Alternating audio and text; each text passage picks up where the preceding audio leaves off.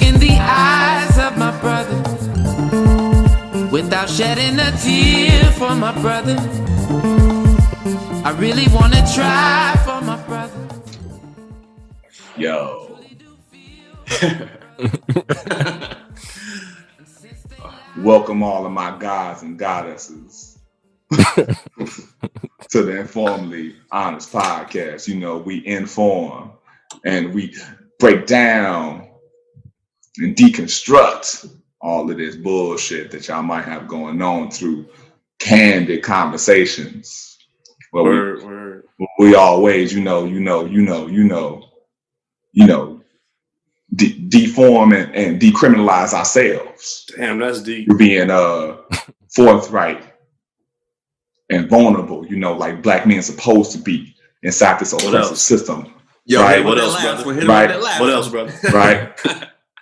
And most of all, it's about being honest, brothers and sisters. It's about being honest.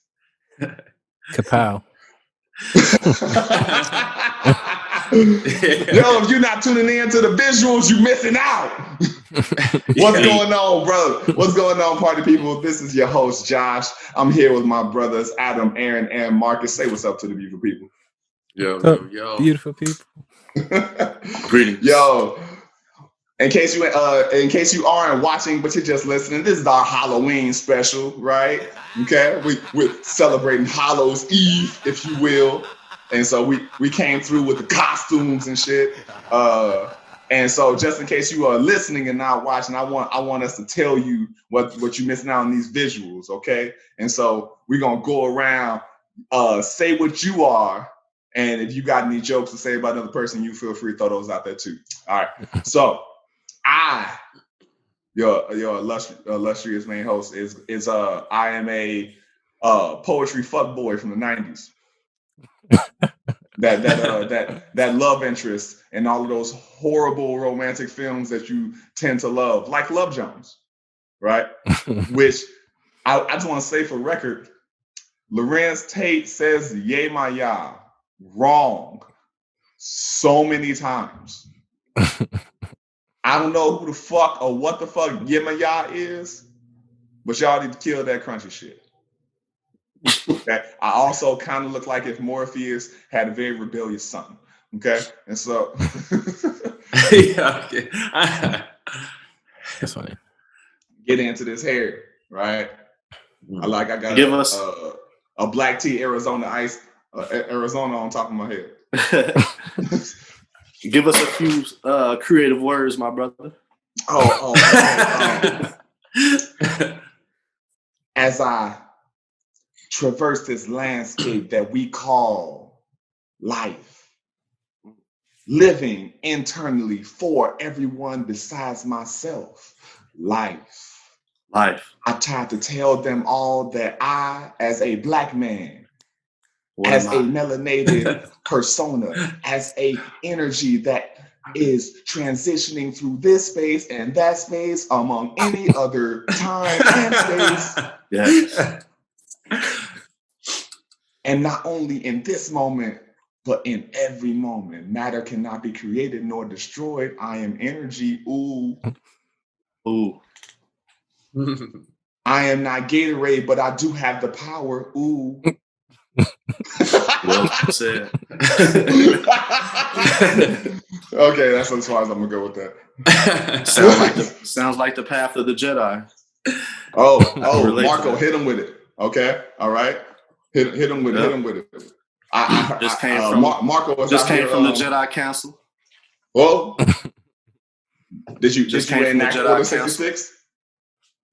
Oh no. I had a talk with young Yoda. Oh, okay. Yeah. Thinking about transitioning to the dark side, Oh man, what happened? Yoda's good people, man. Hey man, I don't like that. I don't like them. Hey, I've been learning how to use my dark forces, so That's gotta use those too. Yeah. Hit that yin and that yang. Who cares who cares when you can, pick shit up with your mind when you can choke people from afar? Facts. I'm working on that one. I'm working on that one. That one ain't came yet. I can just see all the beautiful women out there that are like, ooh, he can choke me and not be in the same room.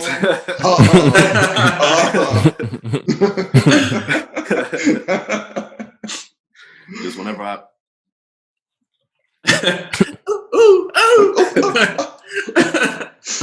Oh, Marcus must be around. He must Every be now around.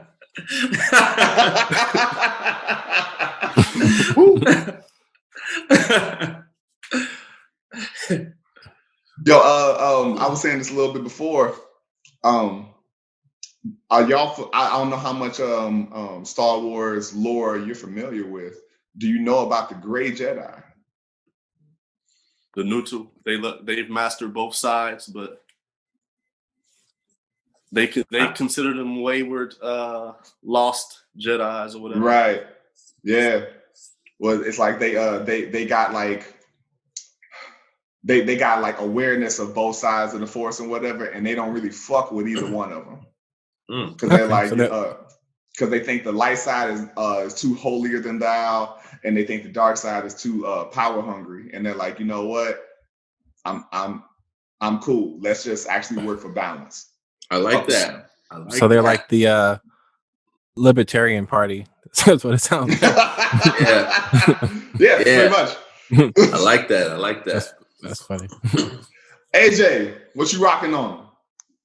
So today I am Robin's stepbrother, Roquan. Fight crime sometimes. Sometimes you gotta stick somebody up. Yeah. Hold on, man. Yeah. Don't run up on. Yeah. You're like, yo, I ain't fucking with that. I ain't fucking with Batman, man. You gonna get this Jack man. Yeah. Y'all got something on us. You got something on us too. Man, I should. Oh, dang! Both of y'all strapped up. Should have brought my board in, man. All I got is lovely sentiments and controversial opinions. All I got is spit. All I got is though. I just got Spitfire tires. All right, Aaron, since you're already in there, go ahead. Please tell us about your first edition Ellen. Yeah, it is. It's straight out of the thrift shop. No Macklemore. Yeah. I'm a skater from the '90s, man. Second I get home, I don't do homework. I get straight to the ledges. I only care about big spins and kick flips. Actually, I'm a little afraid of the kick flip. First time I learned it, I busted my lip. So we had to talk with this. Yeah. I mean, pretty much. I mean, the freedom is better than breathing. So, yeah, the freedom is better than breathing. Yeah. Okay. You heard it here first. Play that on the piano, by the way. Okay. Yeah. Well, yo, let's get into it. Since we're on this Halloween special, if you will, Halloween is a holiday that has become, inside of its like hallmarkness, about fear and fears. So let's start off with the basic thing of: is there anything you're afraid of? Do you have a natural fear of something? Do you have an illogical fear of something? Are you just like, I don't like people who only turn left, and you're like, oh, I didn't know that was a thing. And then you like, every time you stand next to somebody as they turn left, you kind of flinch and you don't know what to do with it. Like, is there anything like you got going on fear wise?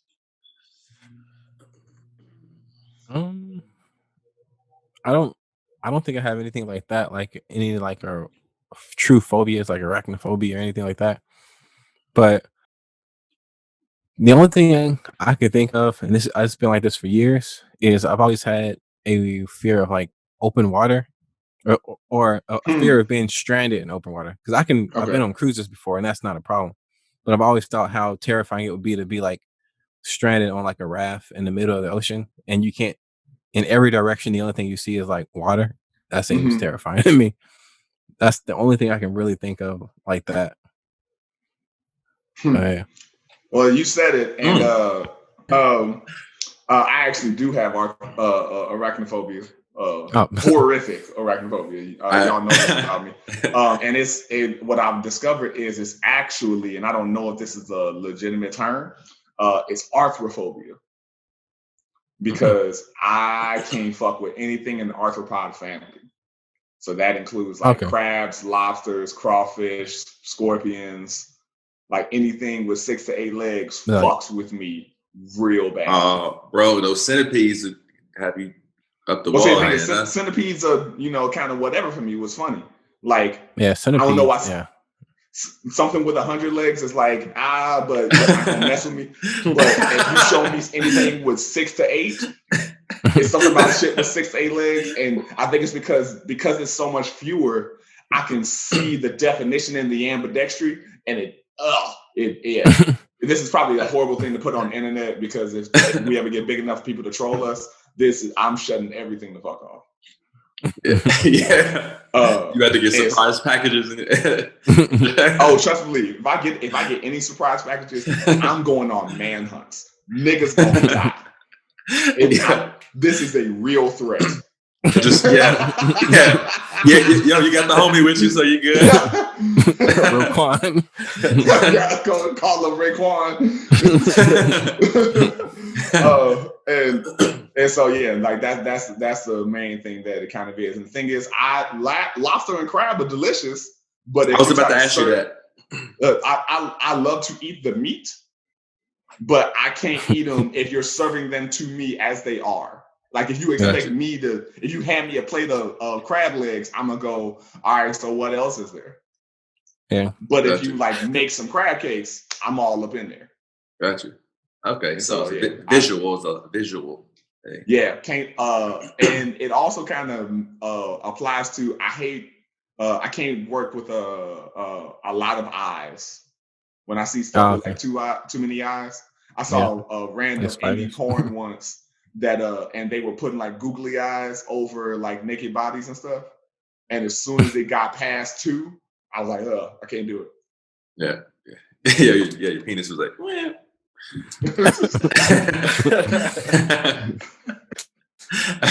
And so like I'm sure it has to do something with that whole spiders and arthropod thing, but I can't fuck with a lot of eyes.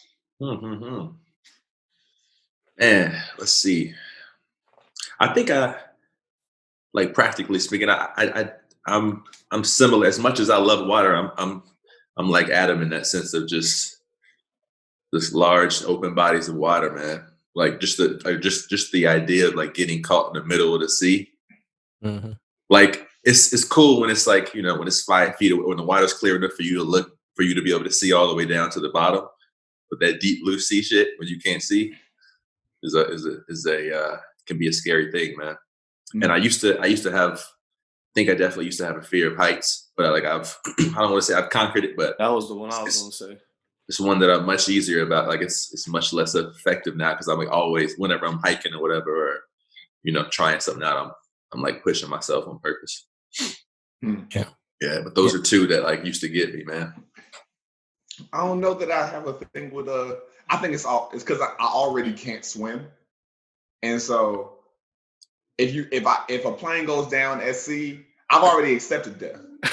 I'm like, I'm really about to be like afraid anymore. Like, I want to survive till we reach land. I'm like, you just go straight into Christ there. It's going down, and we're over the ocean. I'm like, all right, so I'm dead. Y'all figure it out. Please don't eat me.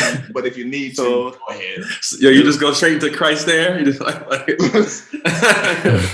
There's no castaway ending, no castaway story with you. Probably not. I don't know that I care that much to be like, all right, let me like, go and what's the word? I can't think of the fucking word. My brain keeps going savage or ravage, but I know there's a word. I can't think of what the fuck it is. Scavenge. There we go. I was like, it's something in there. Scavenge. It's like I'm not a scavenger. I'm not. I will figure some shit out, but I figure some shit out because I care about the circumstances.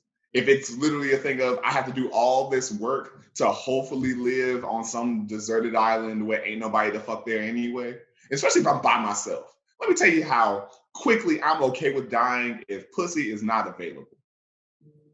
You telling me like I'm gonna be by myself for the next 30 years? I'm cool. You got to make a female version Wilson. Yeah. So I can be like Flashlight. from Big Mouth. Yeah, save the flashlight. That's it. Hey, I would have died. Rest of the suitcase can go. If I would have had to knock my tooth out, I think I would have died. That would have been the end of the movie for me right there. I don't think I could take a skate and just knock a bad tooth out. Yeah, it's like I'm sure we'd be surprised shit we do once we're in fucking, that's true. Life-threatening situations. But really, all I would need is to know that there was another person there. If it's me and like if I got trapped on a desert island with like a 8-year-old kid or something like that, then I'm like, okay, now I gotta figure stuff out because this kid, I want to at least try for them. But if it's just me, they think all of us died on that goddamn plane anyway. Who am I surviving for? You come back, but all right, got your girl. Like okay. I don't know, man. I told her outright. And you might come back, become the Green Arrow. I don't know. You might come back. You might get saved and become the Green Arrow. Because I'm thinking about this. Sorry, the DC, thing was, it wasn't like he was on the island by himself. That's true.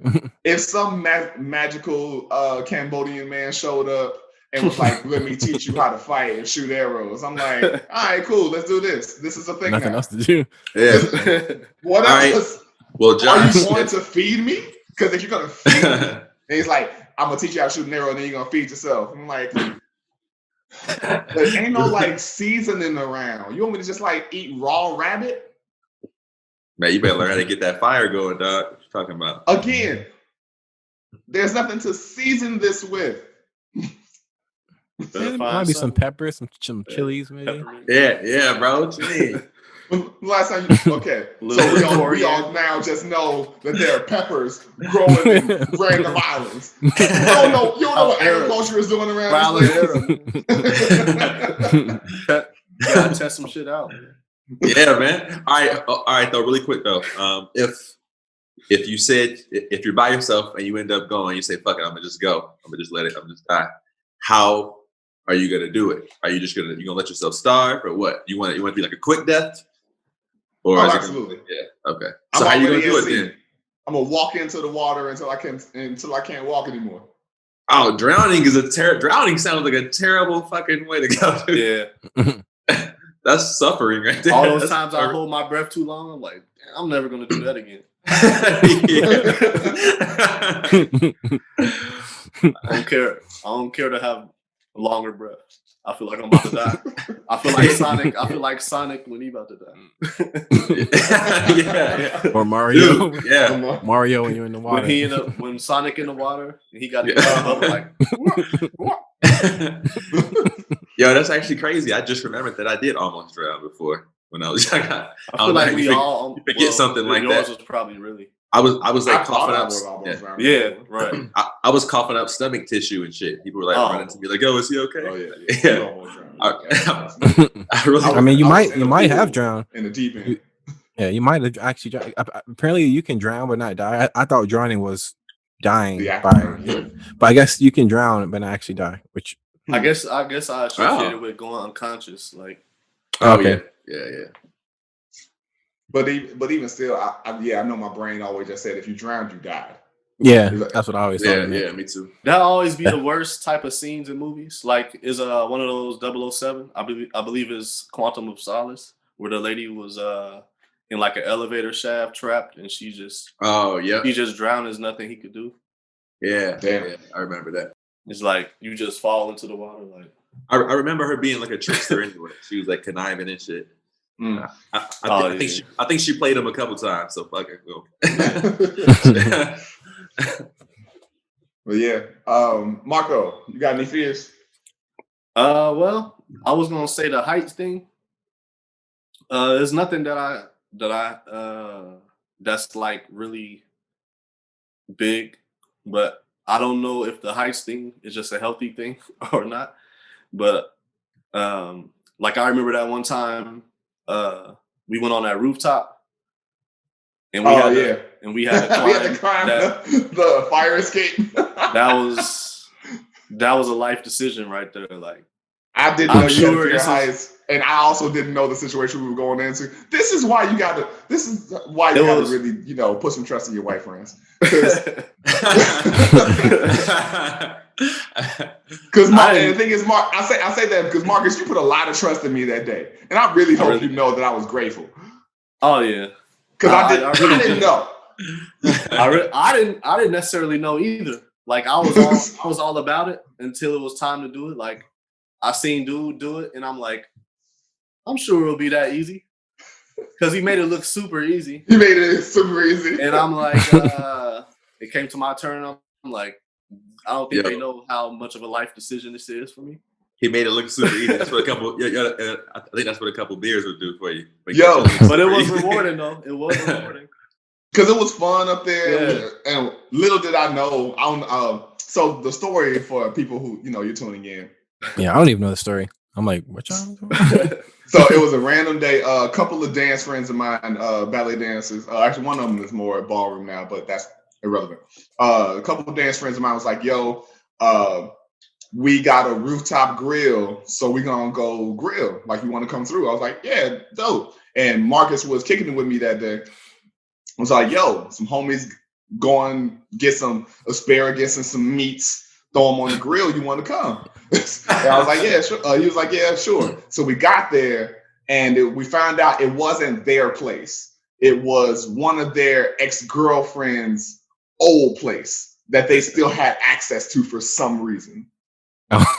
and so we were like, okay. And so we go up and they're like, yeah, we're just going to take the elevator up. And I was like, oh, okay. One of those. And we got on the elevator, but we only went up one floor. And they were like, yeah, you got to go through the fire escape from here. And I was like, wait, I'm on what? the elevator thinking like, I don't think we went up far enough. And so we go out, we start walking up the fire escape. And it's not like a New York fire escape. It's like really broad and shit. And so we get there and we get to the top and I'm like, this still ain't the roof. So clearly there's more steps here, and no pun intended. And so then there's a ladder, but it's on the other side of the building. Okay. And so you got to get the ladder. And once you're on the ladder, the fire escape is no longer under you. In order to this, so like if this is the side of the building we're on, the ladder is over here. Oh, okay. And so one cat, both of them go up before us, if I'm not mistaken. And which is the wise thing to do. At first, like we were all carrying stuff, and I think he went up with one hand, like 3 points of contact. Not 4. And I'm thinking like somebody else gonna have to take whatever I got because I'm not gonna do it the 3, hand way. Because they definitely took up all the food. We were like, yo, I'm using both of my hands, my G. Or I'm gonna throw this bag back here. And so we get up there. Like I remember getting on the ladder and looking down at Marcus and going, yo, my bad, man. I didn't know this was going to be like a life decision to eat some grilled meats. And so, but it was cool. We got up there. Exactly. We got a real dope picture of it. Yeah. We got a real dope picture from it. I'll find it Wednesdays. I'll send it to you so we can like put it on and post. Okay. But yeah, it was cool. It was just I didn't know, I knew it was kind of fucked up in the middle of it. I didn't know Marcus actually had like a relative fear of heights that was like even more fucked up. So how high was it? Like that's like 4 stories, maybe 5. Okay, yeah, that's. I feel like it was high enough that we looked down on some buildings and could see a pretty good pretty good view of the lake. It was Okay. like a mid-rise. Yeah. Okay. Okay. Dang. Hey, I don't know if it was just because of what I've been through, but those were like the best grilled chicken thighs I ever had. I was like, the something slight familiar. near-death experience. Something Hey, it that tastes keeps better. grounded. So was the coming down as scary, or was it?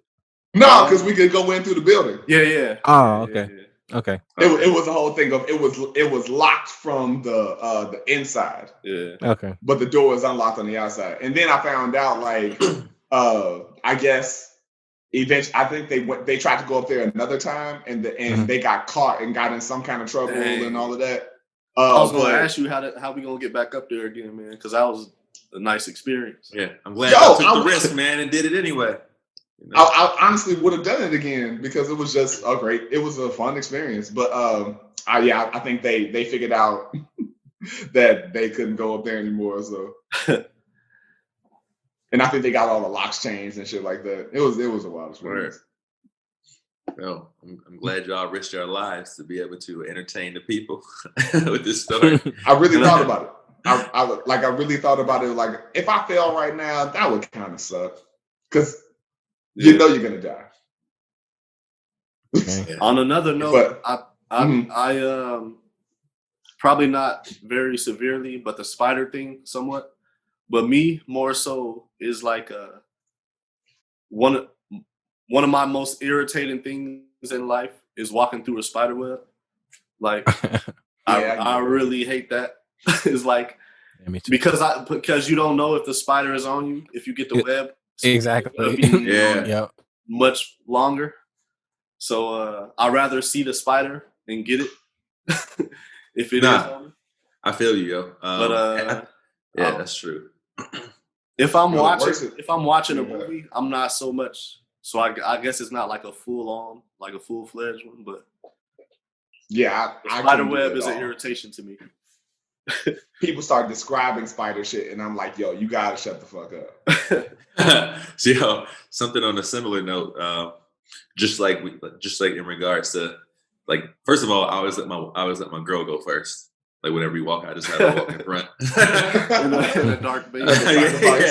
Yeah, like I love you, baby, but I ain't trying to get bit tonight. But just the other day, I had something crawl in the back of my neck while I was driving because if you're new, you know that I drive, or you don't know that I drive. Driving is a big part of my gig, but it just reminds me of that feeling when I walk into a spider web and you have no idea where it is, and you start focusing on where the hell you feel little legs and shit crawling around, or is in your hair or whatever. just that feeling of something crawling in the back of your neck and not knowing what it is, especially while you're driving. It ended up being a wasp and it stung me 3 times. But damn, sucks. Yeah, I got stung by driving once. Just So that. Do y'all have any, like, how should I say, like, emotional fears?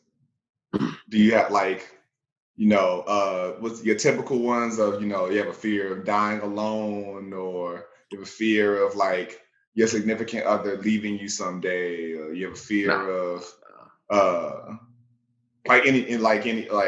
never rising to your potential? I'm just thinking of, like, cliche fears. Yeah. Or anything in that realm. I don't think I do. If not, why? What's your thinking toward it? Well, I guess I was given the other answers more like practically, but if we're getting a little more into it, it's just moment. It's like it depends on the moment.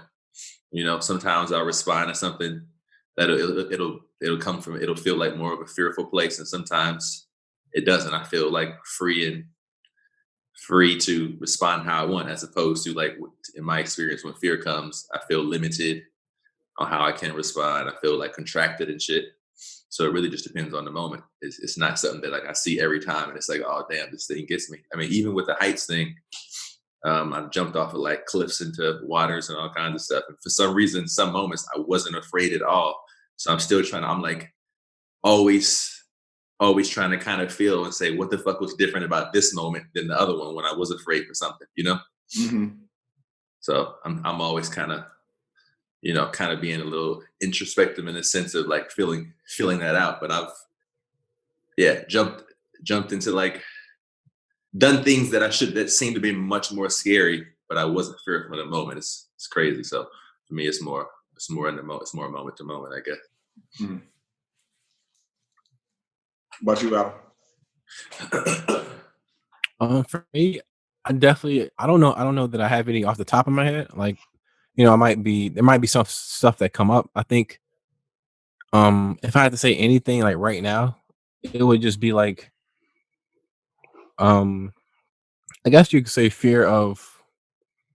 I'm not gonna say fear of, but just a general fear of what the next chapter of my life is going to be. Mm, I guess you could say, and I say that based on the fact that I was in the military for a decade, which, I mean, that's a long time to do something, and then to go from something I knew, something I was comfortable with, something, something that was my life for 10 years, and then going into a new chapter, a new world, I guess you could say, because the civilian workforce is not at all like the like a military workforce. So there's that, but then there's also the fact that, I mean, just purely based on just what's going on during these times, speaking of like COVID-19 or whatever, I've had opportunities that completely disappeared because of COVID-19. I mean, Mm. like job opportunities that I'm not gonna say were a sure thing, but like when things are going good as far as that process of getting, as far as getting hired, and then it was Right. stuff that was working out in my favor, and then it just fell through. Like, oh, we're not hiring, we stopped the hiring process until further notice because of COVID-19. So I've had that happen a couple times. I'm So curious, Adam. Were some of these opportunities you're talking about things that you actually wanted, or that well, not you probably, of course, you wanted them, but like were they things you would have directions you would have gone with or without COVID? yeah, Or like okay, the big one being, like, I was trying to get into a carpenters union, which, as you guys know, I build things with wood all the time. So Right. that's like the thing you would expect me to do out of everything that I've ever done. That seems to be the most natural thing for me to go into. Right. So I went through the process. Went through my, I had a over the phone thing with them. Then I actually went in and talked to like a panel of people. I did like a hands-on test. It's a very long process. It's like from the day that I actually applied to join like this union, to the day that they sent out, a notice to everybody saying we're not accepting any apprentices at this time. It was like 8 months from that. So I was damn, going through this process for 8 months for it all to fall through. It kind of sucks. So Hmm. yeah, yeah, that's a good one, man. That's a very yeah. very good one. So but I've been talking to, um I've been talking. I started talking to this guy out in Chicago.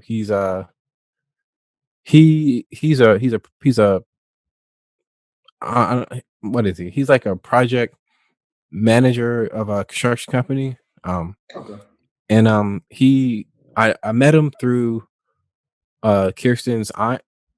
She has a bunch of family that lives out there, and she works for that company as well.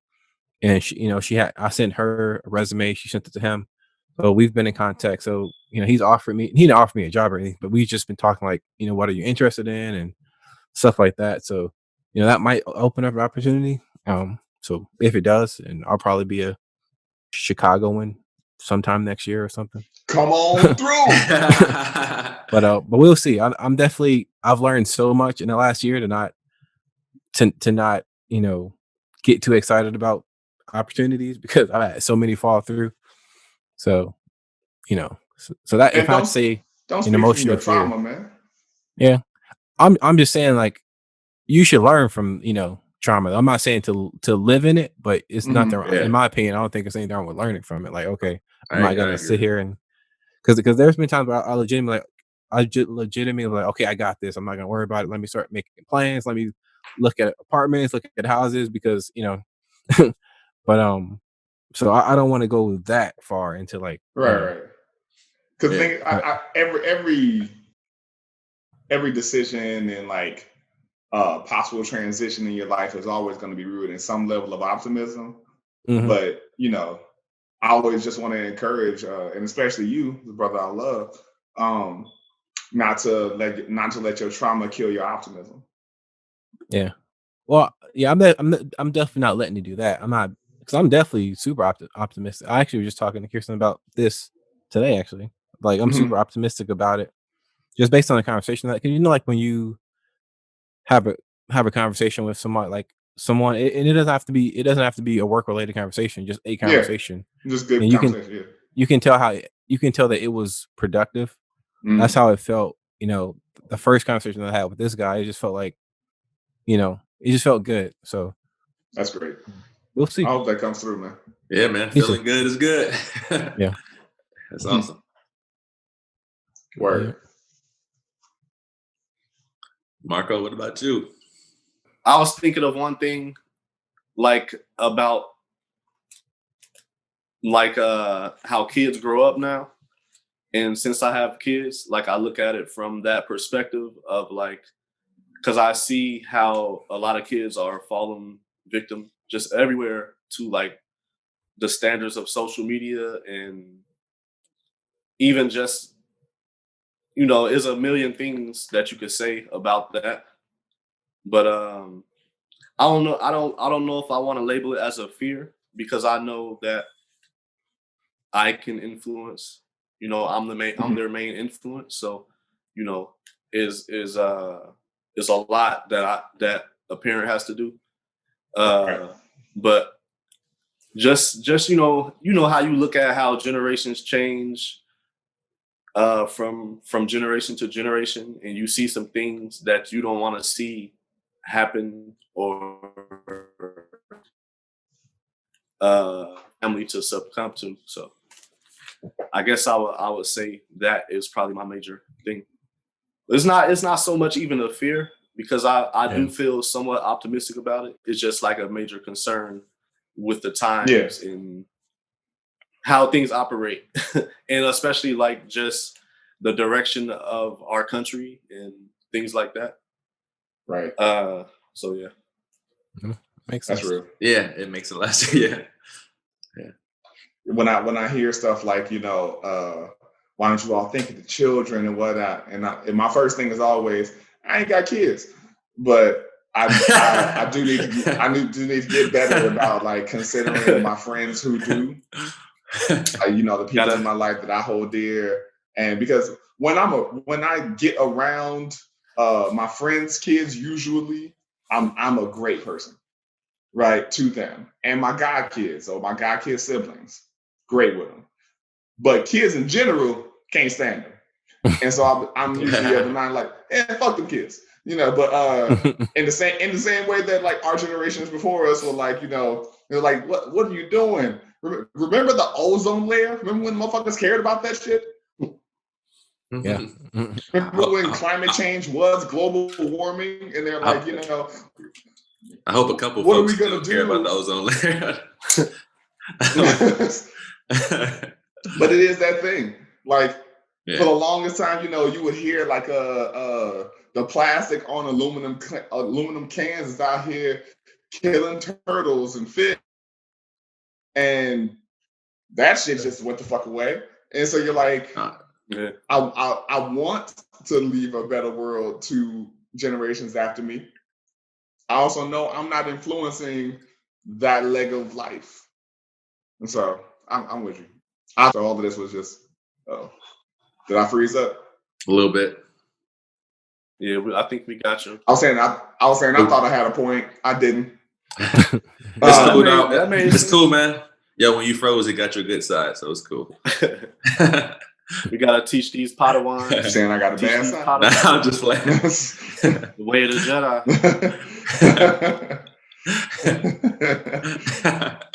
You don't even fuck with Jedi no more. You talking about teaching the ways of the Jedi. You killed all the Padawans. Not yet. Yo, you killed all the kids. You killed all the kids. That's the next. You said not yet. Oh, we're clearly interim pre-Order 66 Anakin. Got it. Okay. Right before that. We're still Attack of the Attack of the Clones. Clones. We haven't. I was still with Padme. Yes. You're still with Padme. You're still resenting the fuck out of Obi-Wan, but not telling him. Yes. I feel something taking a hold of me. Can't resist it. Yeah, hormones. Why can't we be together? That's called a big booty. I really want people to get that the whole reason Anakin went to the quote unquote dark side was because he smashed. I keep having these dreams, man. That was keep the having whole these reason. dreams. It's like my man was like, I just want to be considered a real person. Everybody goes through that. Sure, you want your elders to acknowledge you, but in the grand scheme of it, he was like, everybody was like, yo, you can't fuck nobody. He's like, but she want me to clap her cheeks right there. And then she was clearly gonna die, and he was by any means. You chopped out. Sorry. Remember, that's why he was started. I said he was trying to keep her ass by any means, because that's why he turned to the dark side to keep her alive. And the thing about it is, it's like that movie trope does kind of get to me, where you're like, you do all this stuff for the woman because you're like, she's in danger. Oh no, I'm the danger. Yeah, I'm the reason. It's like, oh, come on, man. Yeah, that is kind of a cheap trick in movies. I feel like that's common. Yeah. And so I don't know. It's like a whole fate type argument. Right. And the thing is, I don't hate I'm one of those people that might be like an unpopular opinion of mine. I don't hate the prequels as much as people, give it shit for. I get what's wrong with them. Don't get me wrong. I do get what's wrong with them. But I think, I don't know. I don't hate them as much as people say. Mm-hmm. I got to get back on my Star Wars, man. Yeah, me too. Like I saw them years ago, but I don't remember much. I remember way too much. I mean, I remember us rocking those watches in high school on some extreme shit. I remember that. Because I've watched them since then and whatnot. I think every few years, I think at one point I did try to watch all 6 together, like in order, which is cool. Mm-hmm. Yeah. Pretty long. Yes, it's a whole endeavor. It's a lot of cinema. Yeah, man. And even that, and especially I don't know. I don't know that I'm a bigger fan of the current 3 than I am of the prequels. Mm-hmm. The current 3 are kind of ass to me. Yeah. I liked Solo, and I like. I'm not even counting those. I'm counting. Yeah, just episodes. Yeah. The episodes. Yeah. I like, as far as the offshoot shit. Yeah, Solo was good. Rogue One. I fell asleep during Rogue One. I liked Rogue One. Yeah, me too. Yeah, I like Rogue One too. And I just kept going, why should I give a fuck about any of you? That's kind of true. It was just like an untold side story. Yeah, and I get it. Like that's what leads to Return of the Jedi, I think. But the whole time I just kept going, I don't care. I don't care about any of you. It was cool to see Ip Man not be Ip Man. Yeah. But other than that, I can't care about your boy. Forrest. You couldn't see him as a. I honestly forgot he was Jedi. So now the thing is, I'm still, and this is before this. Part of me is still trying to forgive Forrest Whitaker for not being able to pronounce black. What you say, Blick? Like the Blick and the. What accent is that, man? Come on. That's a good accent. We have come today to challenge for the position of the Black Panther. I'm like this. What is this? Of the power. The flower. Oh. Yeah, see that again. Yeah, man. You said we must strip him away. There's something about anytime I hear somebody say "away," that's always. I got too many African friends, and they all "away," like "away," like it's something. It's so nasally that it just doesn't make. I don't know, but on this note of nerdy cinema, let's go down this path. Is there any particular nerdy cinema that you're into? That you're like, I'm like, whether that be Marvel, whether it be DC, whether that be Lucas. Is there anything you're like, I'm about that? That's a hardcore fan for you to say that with as many horrible films as DC has made. What did he say? What did he say? It's not about the live action films, man. They are. That's true. I hear the animated stuff is pretty good. The animated stuff is usually great. It's awesome. The animated stuff is where it's at. It's killing Marvel. It's the live action that's just usually shit. I agree. The best one that I like, but I'll ride for the best one was Aquaman so far to me. I haven't even seen. That's it. really the one I haven't seen. Besides Batman, obviously.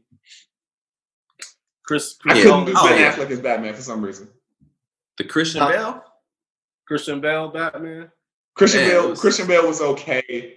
No, I hated Batman his Begins. voice. Batman Begins was one of the. I would just say it was the best Batman. That was the first Christian Bale one, right? Yeah. I gotta see that.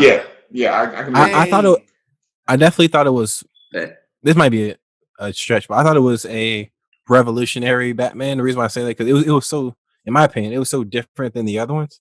As far as the gadgets and the vehicles. Oh yeah, it was just different. It wasn't the standard Batmobile that we're used to seeing. Right. And I thought that was theme really cool of it. About it. Yeah. Like it. And then when Dark Knight came along, it's like, yeah. The Dark Knight was dope, man. Yeah. The Dark Knight amazing, man. Yeah. I think the theme of the Batman Begins is fear. Is about fear, so it applies to what we're talking about. That's true. It's like super dope how they made that mean something that like tangible. Like instead of just like superheroes and people fighting, it was like a real dope concept. Right. Yeah. I would say the Dark Knight kind of had a deeper meaning than just people fighting. Yeah. It was like, because I don't know, there's a famous saying where it's like what was that dude saying? Like you either, I think we mentioned this on episodes prior. Like you either live long enough, you die a hero, or live long enough to see yourself become a villain. Yeah. That was perfect, man. Yeah, I can agree with that. And then in the first one, it was like it's not. It's like it's not who you are, but what you do who defines you. That was like what the main little thing she was saying to him, like the primary theme. Yeah. I can get that. I could be wrong about this, but it feels like that around the Christian Bale Batman, around that time is when we finally started getting better people who fit the roles. Plot and plight. Better plot and plight of villains. Of quote unquote. Yeah. Trying to make them actually kind of have some type of something behind why they're doing what they're doing, like some risk, or just like humanity. For you to get to care about their death. Like how people love Thanos is like. I know we going into Marvel, which we don't have to, but a lot of people like Thanos. It's fine because I just like DC more. But he gonna sneak in a little conversation change real quick. But no, I agree with that. Was a great thing about Thanos' character was that the whole time Thanos is making this argument, you're like, is he really wrong? That was kind of the whole thing with Killmonger too. Even though I wasn't the biggest fan of what Michael B. Jordan did. I think he was okay. I liked the beginning of it. as it progressed, and I think his last line before he dies were really corny, but his whole setup and build were great. But as far as, excuse me, Thanos' plight was like, the universe doesn't have enough resources to feed all these motherfuckers. So yeah, I mean, it was logical. somebody like, got to go. They got to die. He was being very logical. Yeah, in but this it's, whole I think thing. that's I agree. still- I agree. He like it's the still numbers got- don't add up, guys. And Yeah, I I'm not guess saying I advocate for it. I guess he do Go ahead, have. Marco. He does have like a. I mean, he's superhuman, so he has all these ways of knowing. But I would just be like, you gotta state a lot of stats for me to be like, okay, this is a go. Like, this is a good plan. Yeah. Like, how you know? Like, let me see the report. Like, where the Right. Yeah. How many years you been studying this? Yeah. How long it take you to come up with this shit? he is somewhat And halfway god or whatever, but. Yeah, he comes from a planet and civilization that humans could never in Like Superman. any lifetime measure up to. Yeah. Right. And the thing, even with Krypton, Kryptonians on Krypton are basic as fuck. They're pretty much humans. Only reason he got his powers is because of our sun. Yeah, the red sun. Yeah. And they like Krypton is surrounded by like 3 red suns, and Kryptonians can't fuck with red suns. It makes them normal. But you get a yellow sun, and you're like, cool, that works for me. Now I got superpowers, whatever that is. But I enjoy when villains have depth. I don't get how you can try to build up a hero without building up the villain. I think that's a great way to approach stories, because it really shows this line of, is what they're doing actually villainy? Because Completely agree, Doc. In all actuality, Thanos originally is just doing this stuff because his wife is death, and he just a villain. Yeah. Mm. And it's that thing of like, sometimes people don't have like negative motives. They're just like, people love to create, I like to destroy. Balance. Yeah, like, I'm just on the other side. Yeah. Yeah, it's like I'm just over here. Like, oh, you don't want me to, I know you don't want me to kill your shit, but I don't want you to make new shit. So what we gonna do? Yeah. What's crazy in like comic books, like they destroy whole planets and stuff like that. Like, and galaxies. yeah, it's just like, it's just that easy for y'all to destroy whole planets. Like, Yeah. Literally, that's the majority of like Dragon Ball Z and shit. Yeah. Where they're like time to kill your planet, and you're like, yeah, I gotta protect my planet. I gotta, Yeah. and I like Earth. I don't want us to die. And Yeah, I'm about to go swimming in a second. it's always like, I don't know, that I think comic books and that kind of like those kind of storylines have always helped me to feel like nothing I do is ever that deep in the grand scheme of it. Yeah, that's how Because I think. Like, while I'm over here, I'm over here in my own little world trying to like make all this shit matter. And meanwhile, there could be some like 80-foot tall purple dude that's like, that ball That's over there my got energy. too much water and we thirsty. So it literally is. I don't like it. The dude, Silver Surfer, sir, what's his name? Yeah. Galactus, yeah. That's basically what he do, is feed off of planets. Like, yeah, I'm gonna absorb that planet. Hey, go find Yeah, your planet. I don't think that planet needs to exist. I know it's a whole Tuesday for that civilization there, but absorb Yeah. this planet. What did you say here? I said it's just another Tuesday for that fool, man. Yo. Planet's going up. Yo, but like, yeah, this is what the Christian Bale Batmans did for sure. It stopped being just a superhero villain where you're just fighting like this superhero is just, his whole job is to just stop crime. and it turned into like a Remind good movie. Batman. Remind me, who was the villain in the first one? That Scarecrow. doctor, Scarecrow. the Scarecrow. Scarecrow. Yeah. Scarecrow. That's one of my Right. favorites too. It just made it a good Scarecrow? movie. Like I feel like it's rare that that superhero movies are like that. I just like the whole fear concept. Like he. Hold on, Marco. What were you saying, that Aaron? No, I was finish your thought. I thought he was done. My bad. No, it's all good. I was just saying that like it's so many of them are corny and it almost seems like they purposely do it. So like it turned into like actual just a good movie with like good acting, which is it's different. It's different you know circumstances now. Yeah, different eras. Just seemed like it turned the tide though. Like not like it's serious now. Yeah, because I agree. Because before, I think Spider-Man might have kicked it off a little bit with that. Because I know Spider-Man has some pretty good actors in it, like the guy that played the Green Goblin. I love it. He fit perfect. Yeah, William Dafoe, that dude, man, he's a not William. Willem. Yeah, sorry, he's a great. That dude's he's a good actor, man. I wish I would see him more. But I think they kicked. I didn't necessarily love who's the dude that plays Spider-Man in it. Tobey Maguire. Tobey Maguire. I mean, as a kid, I loved it, but looking back, watching it was like, it was okay. Wasn't great. I think that Spider-Man truly was important to modern day superhero movies because, like you said, with Batman, they casted Christian Bale and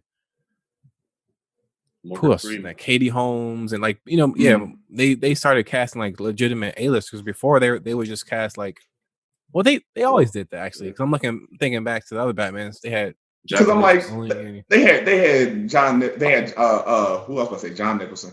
They had Jack Nicholson as Two-Face. They had Jack Nicholson as Two-Face. No, he was Joker. Joker, yeah. Joker, my bad. Tommy Lee Jones was Two-Face. Tommy Lee Jones was Two-Face. In the old ones, They had. So I guess they had Schwarzenegger as Dr. Freeze. Yeah. So I guess they did always have A-listers, but it just felt different. It felt more serious.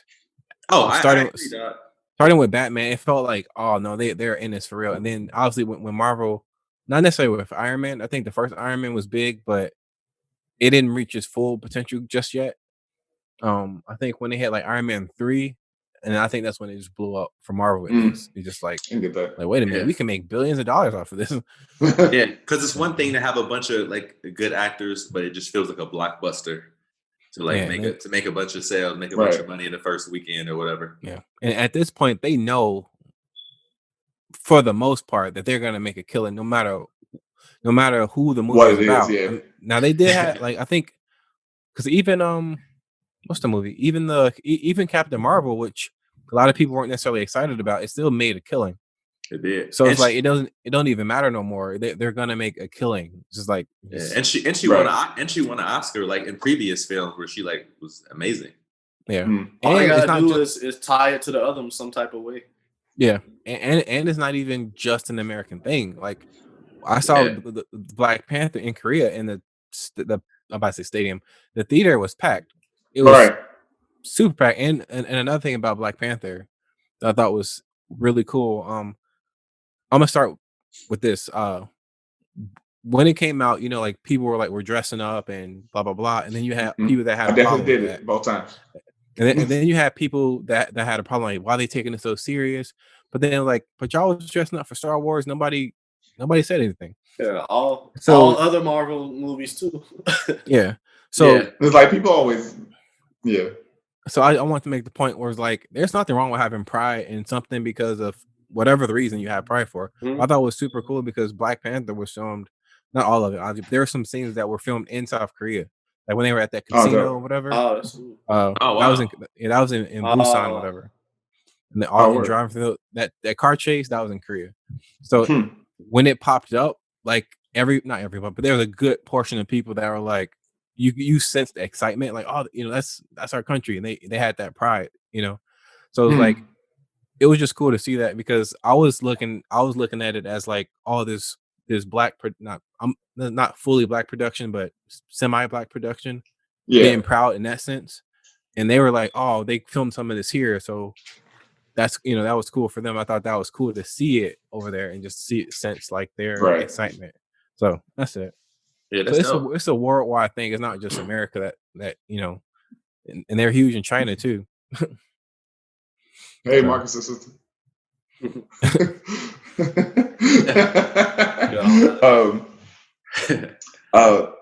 Yeah. Yeah, I completely hear that. And I'm glad you said that, Adam, because I was going to slightly combat what Aaron said about that's what Christian Bale movies did for the culture, and I'm like, or that movie culture, and I'm like, I'm sure it was of the era, and maybe a little bit before that, because I think Willem Dafoe was a great Green Goblin.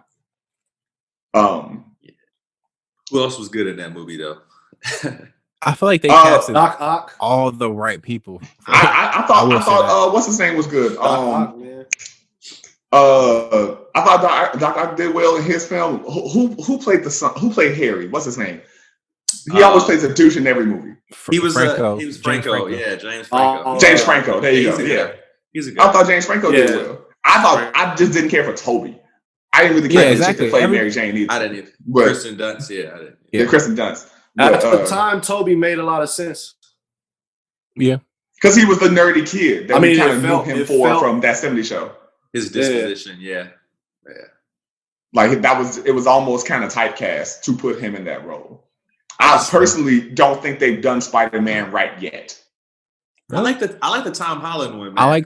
I really like Tom Holland as Spider-Man. I think he's probably the best they've done. Yeah. Yep. But because that I be trying to let go of truths I know about comic timelines. Okay. See, I don't know anything. But I was looking at it as a ignorant Marvel fan. So like, me too. The most egregious one that I had personally was Civil War, because Civil War was a great story. Mm-hmm. But even with as much of a budget as they had for that film, they never would have had enough budget to actually make the real Civil War. And the real Civil War happened when Peter was like very fucking grown. And so it wasn't a thing of him and Tony had just built a relationship. Tony had been his mentor for years. And I didn't know that. Yeah, and it was a whole thing of like, yes, there was this beef between Tony and Cap about what this legislation was going to be and all of that. And it was actually, I can't remember the character's name, but it was a black dude that got killed in one of their like squabbles. And that was what made everything go awry. And so it wasn't something about Tony keeping some secret about, or Cap, one of them keeping secrets about the other one's parents and all of that kind of stuff. And so yeah, it's all of that kind of stuff. And I try to be okay with those rewrites, but it's always gonna be stuff like that. Like with Bucky being White Wolf, that's bullshit. And the new, I don't know what direction they're gonna take the new Black Panther. I'm pretty sure that was supposed to be a thing at one point because they introduced it. But the whole like White Wolf character was an adopted older brother of T'Challa that thought he deserved the crown more than T'Challa did, who was like half white or whatever. But yeah. No, he wasn't white, but they called him White Wolf. He was still African or whatever. And he grows up to be like an anti-hero and hates T'Challa but loves Wakanda, yada, yada, yada. Word. And so little shit like that. Speaking of Black Panther, I thought it was a little insensitive. Like right after Chadwick died, people were worried about who they would cast, if they would cast somebody. But I think it's okay to talk about it now. What do you feel about? Because I've seen like posts, and apparently in the comic, his sister takes over as Black Panther. Yeah, sure. Do you think they would do that? And do you think that would be a good move? I have two thoughts toward that. I do think it would be fine. I think they need to do it for the third one. I don't think it should be the next move, because I don't trust Marvel yet with women-led shit. Okay. because of that bullshit they pulled in Endgame that I hate to this day. That pandery ass bullshit. And I didn't see Captain Marvel, so I don't have an opinion about it. Okay. Okay. I don't know that I trust them yet. I liked Captain Marvel because she doesn't overdo it. Like she just seemed very charismatic and like a normal person. Like they didn't say like it wasn't like I'm a woman, I'm a woman like every episode. I mean every scene. But it did and it explained like some things in the universe, like the Kree civilization, all those different planets and stuff, and why they at odds, and the kind of like the backstory of stuff. So I did kind of like it, and it kind of had Nick Fury's old kind of like the storyline of how he's really kind of involved in it. So that's why I did like it. I thought it was going to be kind of corny, but it wasn't. Maybe just because it exceeded my expectations. But Yeah, I mean, I thought it was okay. I'm sure I'll watch it someday. I think it was because I was like, in the grand scheme of this, it doesn't affect the story at all. And they validated that when she showed up at the last second of Endgame and barely did anything. Yeah. Because we all know what they're gonna use every character they have and time in and get everybody's favorite in there. Right. But the thing about it is like you have to make Cap and Iron Man the biggest parts of this, because this 10-year stint has focused around them. Yeah. But in the grand scheme of things, Captain Marvel can whoop Thanos' ass. But they had to do that because of what they did, generally. So the second part of that, to answer your question, Adam, I unfortunately think they need to recast it. I don't have anybody in mind, and it's only because for that character, you got to set up him actually holding the mantle well, which he didn't really do in the first movie because he's just stepping into it. You've got to establish Storm, because him being married to Storm is a very big part of his character. Whoa, I did not know that. Damn. Yeah. Did I miss that in the movie? No, it's not in the movie. No. Okay. That comic book wise, T'Challa and Storm are married for a period. That's dope. Eventually they get divorced and he gets like banished from the country and all of that kind of stuff. But that's that's a time. Yo, did she get half in the comic book too? Did she leave half? Damn. That's some we can't catch a break. Hey, he got better than Dr. Dre. I was about to say anything is better than that situation. Yo, that's a nasty one. That's so he didn't have the prenup thing or whatever. I thought some people were saying that he ended up having it or I don't know. signed it or whatever. I don't even know much about this. You a billionaire now? Let me get $1 million like she said, every day. I heard she said she owns his name at like some point, and she said what? Yeah, she said she owns the name Dr. Dre and the Chronic. Like what? Wow, that's extreme. Maybe I don't know if that's true. That's bananas. Yeah. Yo, what do you say? Yeah. Like that was his marriage gift. Like here you go. Yeah. Here you go, Chronic. All rights to Chronic. All the rights are yours, baby. Damn, that's hilarious. But that's it really on that. I think you can set it up. And the other side of it is that Shuri does take up the mantle, but it's for like a blink. It's not a long period that she held it down. Okay. And so I love the Shuri character. I don't want her to turn into a kind of trophy opportunity for Marvel when they can do that well. And so if you want to set it up, fine, you can set it up. So you build it up, you can build up the build up of T'Challa getting married to Storm. Some shit happens, and you need to have a conflict between Storm and homegirl that Lupita played. You have all of that. Oh yeah. And then set it up for him to get banished from Wakanda in the ways that he does. So something goes down. I can't remember. I think just before the Ta-Nehisi Coates version of Black Panther, something happens where he gets banished from Wakanda. And by all means, if you know the truth, correct me. I don't remember. So during that time, you could say she takes up the mantle, sure. And then make the third one about that. But jumping straight to that, I don't think that dishonors Chadwick like that, personally, because it's not like they started production. He just finished writing it, and like a week or two after Chadwick died, and that's still going to probably require some kind of rewrite to acknowledge it. Honestly, about that, I think that they could probably accelerate the timeline using another movie and have him in there like a quick cameo, like his, how they're using people's faces now. Like they could easily have a deep fake, have a like quick scene where he's in it, and then they accelerated the timeline to now where she, they kind of explain it somehow, and now she's the Black Panther now. I could see them. That's not a Band-Aid fix for you?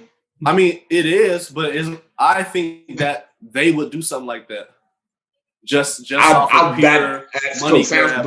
Yeah, like a money grab situation. I mean, just going off of how they do things. Yeah. I don't think they're gonna That's my fear. Appease the actual storyline like you want. Right. That's really my fear. If they're gonna do it, I'm fine with them doing it. I just want them to do it right. Because they already didn't know the cash cow they had with Black Panther. Yeah. And I know that's probably what hurt their feelings some the kind most, of like. Yep. Right. But if they make some kind of cheesy, situation like I don't know if y'all watch the CW shows. We brought up Green Arrow earlier. And Marco, you all DC, so I used to. Yeah. I personally can't stand Supergirl. Yeah, I tried to. I wanted to like it. I can't get into it. I really tried to. I just be like, yo, it's just it's really cheesy. I mean, they're all kind of cheesy, and that's okay with me. But that one is like, all right, man. and I'm like, yo, I have a similar beat to how I have with Arrow. Arrow doesn't have its own villains. All of Arrow's villains are Batman villains. That's true. And with Supergirl, I'm like, all you did was take Superman villains and make women versions of them, as far as I can see. And I have a problem with that because it's lazy. Yeah. But they keep trying to tie everyone up together, so you have to watch all of them. Yeah, and that's what Just let me stick with the one I'm watching, man. Like, I know y'all. I don't want to have to come in here and now be lost. Yeah, that's happened to me because they have those episodes where everyone's in it, like you said, like I have no idea where. And it's like, who is this? What is this going on? Like. Yeah, like with Flash. I actually liked Flash when he like went into Supergirl's timeline and shit, or she came into his. It was in Flash, it's like right. In Flash, it'd be like part 2 of a 5-part series, and you're like, I don't even know which show am I supposed to go to get to the beginning of this. I'm like, yo, why is it 5 parts? He's the fastest man on earth. This shit can go a lot quicker. It could be like two parts of this shit to be done, yo. There's a lot of moments in it where it's like, why didn't you just go real fast before you did that thing? Yeah. Yeah, I know this was said on the internet before, but I'm going to just say it because I still think it's funny. I love how the beginning of Flash says, I'm the fastest man alive. and literally every season is about how someone is faster. Yeah, I got Yeah.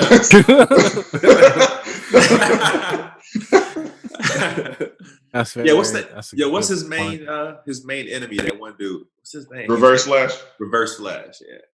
Yeah, Eobard Thawne. I hate that. yeah. I hate that Yeah. name. I think it's whack. Reverse too. Flash. It's Yeah, it's like- corny. It is. Really, It is. Until you Like, learn, out like, of all, yeah, but there's yeah, Savitar is the other. yeah. Yeah, That's Right. a cool name. Yeah. But Reverse Flash, they could have been like Is Rewind or something. I don't know. Zoom? yeah. Yeah. But it's a bit. I appreciated that they almost kind of tried to implement so the one of the newer series of DC shit is called New 52. I don't know why it's called that, but they started introducing like these concepts of why those certain characters existed. And the thing I appreciated about Flash was Flash always had the corniest shit, corniest timelines, corniest villains. He always had that. So the rewrites and what they did with it, I appreciate. I haven't finished the series or what exists of it yet, but I got pretty far. And as far as like a Reverse Flash, they were saying like, you know, how he has this whole access to the what's it called? The Speed Force. Speed Force, yeah. Oh yeah. And they're saying like Reverse Flash is actually pulling from a whole different situation. And I was like, okay, that lets me like appreciate that power a little more and not feel like this is lazy like Adam. Yeah, Feel that. I mean, I don't And then mind the there was actually- storyline. It's just purely just his name. That's it. It's just His corny name. name. I agree. It's just... Yo, do you guys always stay after the credits to watch a little like surprise clip at the end? You Yeah, talking about Marvel. I got films? you. Marvel. You stuff? must. Yeah. You must. Yeah, I agree. Like there's like a meme GIF video, whatever we call it, of there's a scene in The Wire of Idris Elba in like the back seat, and he's making his face like I don't know, I can't even explain it, but it's just so funny to me because like that's what I think of whenever I see people get up and leave after the credits. Like, yeah, like really, man, they've been making Yeah. these movies for like 15 Yeah. years. Yeah, y'all don't Yeah, know. I'm still leaving. How don't you get it by now? Or you rather watch it on YouTube or some shit? Yeah. Yeah, Yes, yo, it's necessary, man. It is. It Yeah. is. Y'all ain't know. it's so nothing. powerful though. Those scenes are so powerful. Like the fact that they have people sitting in their seats watching the credits for 7 minutes. That's a lot of power. Right. Yeah, to keep Yeah. people in their seats. And they're just as excited. I'm just as excited as I was in the previous movie. Yeah, like But yeah. what are they gonna see? Yeah. I would argue that those moments are often better than actual previews. yeah. Man, I okay. agree. Really, do you guys like to get to the movies early enough to watch the previews to see what else is coming out? Yeah, We already we talked talked about about. Yeah, this. yeah. Did we? Yeah. Did we? Definitely. I think it's Oh, the last shit. episode. Yeah. Oh. Well, I wasn't on there. Okay. I see. The Wait, one I Nah, you wasn't was on. on it. Were you not on it? You was on the one where we I talked think it about. was. Like you asked. I think you asked the question. Oh shit. Well, I obviously forgot. No, But to answer your question, trust me, yeah. Just in case you missed it, go refer to our old. we really got to start like and find out. remembering which episode like stuff gets said because I we're want to say it up was like there the last, now the very that last we're- one. that we released. The last. Oh, okay. Like not the last one. Oh, like the last recorded, one we recorded. that we not the last one we actually put out. I Word, think. word, So, word. Right. I think I could be The wrong. last but, one that y'all know of.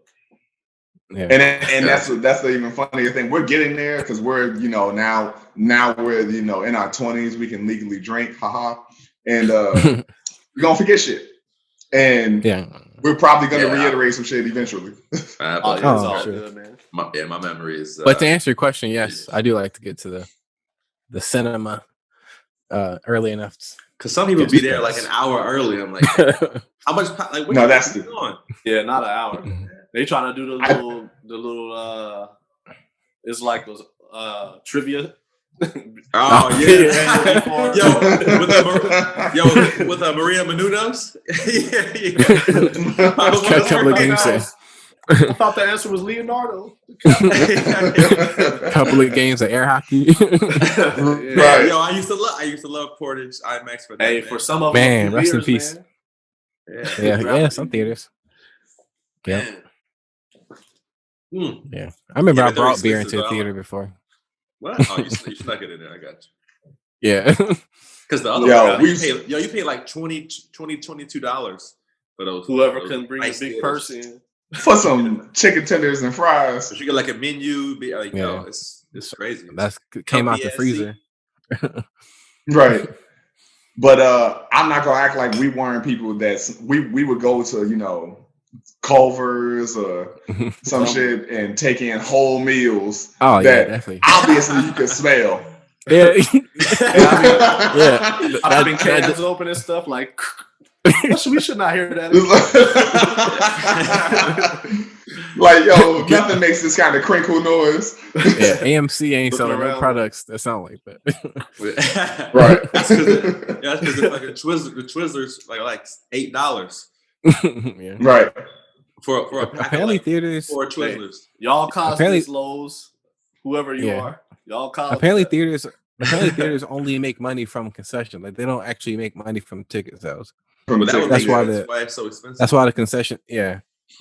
And I was like, okay, now I get it. But I mean, they should draw up a different contract then, because that's because $8 for a You small popcorn charging- is ridiculous. Yeah. right, you charging $4 for a box of Bunch of Crunch doesn't make sense. When you think about it, you only just to buy a movie, you only paying to occupy a space that's showing a movie. So they already making Because that movie's gonna play regardless. right. Yeah, Yeah. that's so true. It's just Man. like how much space do you have? Like Yeah. it's like a That's what- gym. That's why everybody's walking in there with backpacks and bags and shit. You got all your goodies, dog. Yo, how many times did I know we used to recreationally spend time in Walmart and shit, but there were times we would go over to Portage 9 and stop in the Walmart or the Meijer and stock up. Every time. Because every time I was that same that same box of candy Go to the is big 99 cents over there. Yeah. You gotta go to Big Lots before then. You start coming in with your tub of mayonnaise and shit. All the cheap cans. $2 of cheese balls. Yo, that reminds me, Off-brand man. can. I forgot who the teacher was. I think it might have been like Miss Gilmore or something, like math class. I had a class with Wilbert Dowd, Starry's brother. I remember him. Oh, He yeah, would yeah. bring a gallon of milk and a big ass family size box of like honeycombs or something and pour it in class. He pour it to eat that shit in class, yo. She wouldn't say, he's like, what the fuck? That shit reminded me of that dude. I would laugh so hard, man. I could believe it. A wonderful memory. I'm fucking cracking open this big gallon of 2%. Yo. Because my question, that's so wasteful. Because how are you refrigerating that for the rest of the day? I was gonna say, he's not. I was. Or that use a shit- gallon of milk every day. That sounds horrible. Yeah. There's no way you're not lactose intolerant within like the next week. Yeah. That was. Hey, that reminded me of when Oof. we used to like sneak on a mission to go steal Chocolate milk. Like we would be on Yo, some, when I like Oh man, I forgot about that. When our phones out like guns and shit, like lasers or something. we was really on some like 007 type Yeah. rolling and stuff. That's so funny because we literally could have just walked in there and grabbed True. chocolate milk. I think it was a thing of we were disrespectfully non-confident as well as slightly put too much belief in the fact in the security system. Yeah, it's like if they would have caught us, it probably would be like, get on out of here, like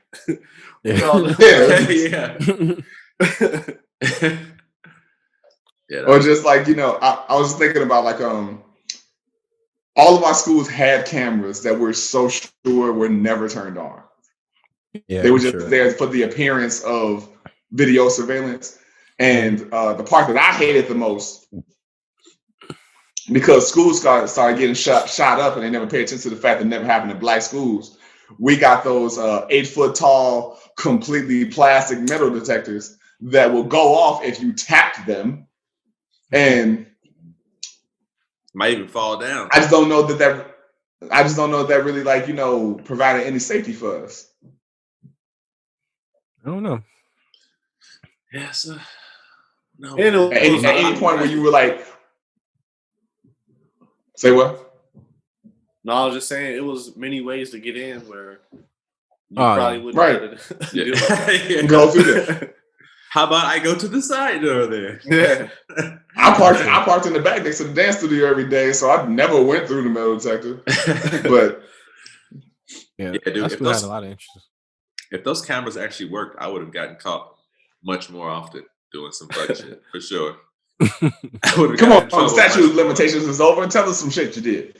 I mean, What no one gonna do? I mean, that's true. I'm pretty sure I was sucking somebody's titties.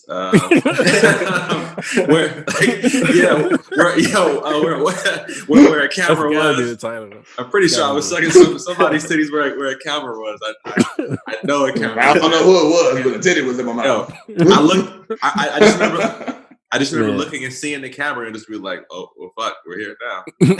You know, it's like, do you keep fucking? And like, it's like, actually, I got a story from one of my older brother. From my older brother, he had a friend who actually got caught having sex with a girl in like during school hours in the I think it was like the boys' bathroom or whatever. And when the teacher caught him, he was like, I might as well just bust this nut, yo. I know I'm getting suspended. He asked the girl, like, yo, you good? I mean, are we about to, like, you know, is it worth it to finish? I guess she was down. Like, you're already fucked. So now my question is, pun intended. My question is, regardless of whether or not it was a teacher or security or whatever, it was a teacher. What did they do? Because did the teacher just go, what? That's a good question, man. I don't know. Now you're saying like they got caught on the camera, or they like somebody went in like, what are y'all doing? And they were like, that's what I was told. My guess is maybe they just heard him and like the teacher fucking got mad and got somebody else, but they didn't I guess they didn't break the door down or something, you know. But obviously by the time they walked out of the bathroom, the teacher or principal, whoever the fuck was there, was waiting on them. But like I guess they were literally able to. I know they were able to finish. The dude bust his nut and then got suspended. I'm saying that's so courteous. Yeah, I know. I agree. That's what's so crazy about the story. Like the punishment would probably be way worse for them.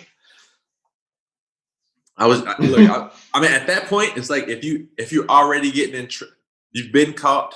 Like everybody knows that clapping sound. You know what I'm saying? Everybody knows what you were doing. So at that point, you about to get suspended, possibly expelled, whatever. Like, I mean, I think it's worth ejaculating. You know,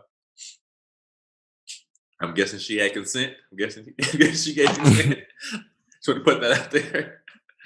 I mean, that's great that he asked. They were already in it, and he was still forthright and considerate enough to be like, "Hey, baby, so we already in trouble, so you might have to at least that's honest." Yeah, at least that's how I heard the story. At least that's how he told it. So right. So could very much. I would hope she wasn't like, I don't know, we're in trouble. Let's stop it. He's like, nah, bitch. Like I would hope. Y'all finna get. I'm finna get expelled. You better.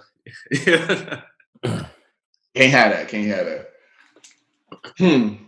So to tie this kind of back into the original subject, what are some fears you had back then, in our teenage years that you've completely eradicated from yourself now? That's good question. I can start it off.